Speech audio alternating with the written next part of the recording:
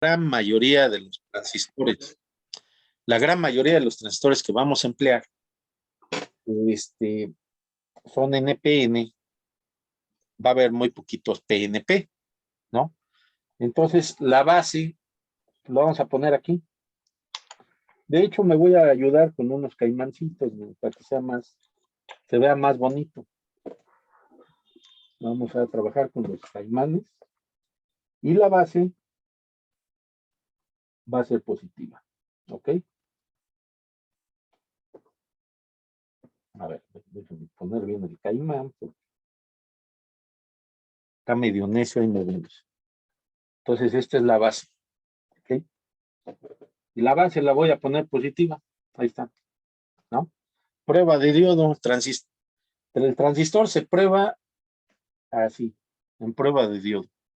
Y la medición va a ser en milivolts, porque estoy midiendo las barreras de potencial. Entonces voy a medir la barrera de potencial entre base y colector, aprovechando que este transistor trae marcado cuál es cuál. Entonces aquí ya me está midiendo 458 milivolts. De base, a ver, apúntenlo, de base a colector. Y de base a emisor me da más de 1 volt. ¿Ok? Por eso también se llaman dispositivos activos, porque ya traen diferencias de potencial por el hecho de estar construidos a base de cristales. Bueno, entonces este es base, colector y emisor. Entonces aquí, ¿qué podemos comentar? Bueno, como es un transistor de bipolar, BJT, NPN, ¿sí? Es un transistor que nos hace falta medir pues, lo inverso, entonces lo inverso pues también lo podemos medir así. Inverso de base a colector pues me da open loop, y el inverso de base a emisor pues me tiene que marcar también open loop. Ahí está, ¿sí? ¿Ok? ¿Sí? Y de colector a emisor, pues, open loop, y igual, open loop. Entonces es un transistor sano. O sea, no trae un corto de colector emisor, ¿sí?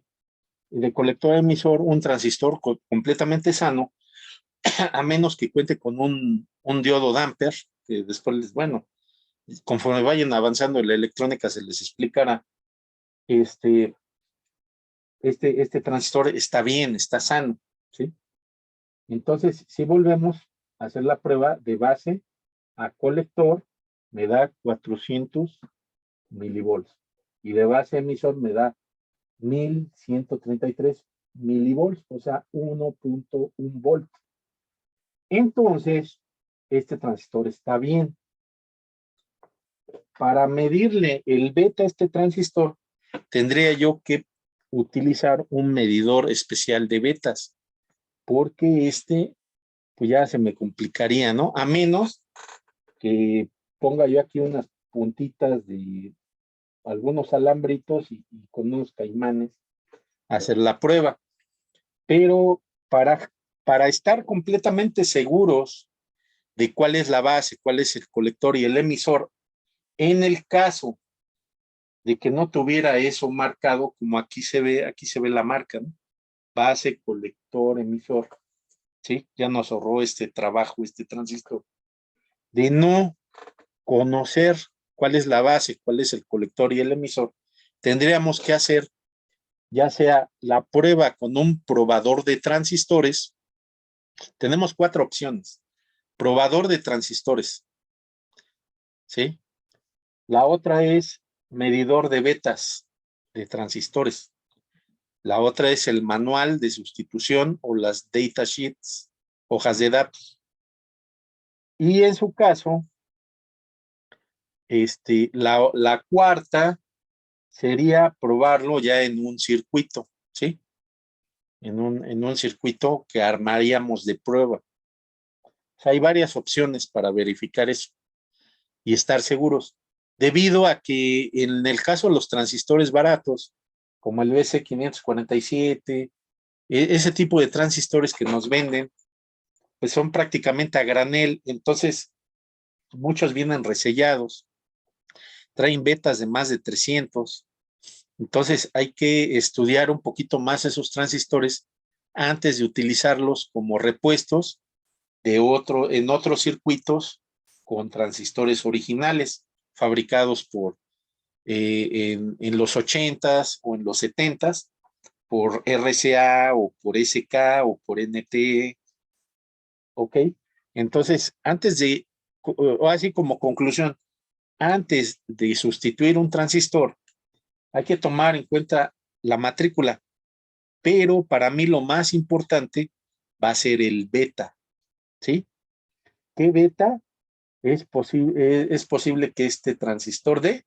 Pues tengo que ya sea probarla con un probador de betas o probarla con un probador de transistores que me dé el valor del beta o hacer gráficas con un osciloscopio, utilizar el osciloscopio como trazador XY y de esa manera podemos obtener incluso el comportamiento del transistor en cuanto a su beta dinámica. El beta es súper importante porque en base al beta vamos a tener un transistor con un comportamiento con respecto a la corriente más adecuado para el circuito que vamos nosotros a reparar, ¿sí? Entonces, un transistor, yo les recomiendo, en el caso de los transistores muy baratos, que no se fíen de la matrícula porque a veces vienen reselladas, sino que hagan un poquito más de experimentos y mediciones,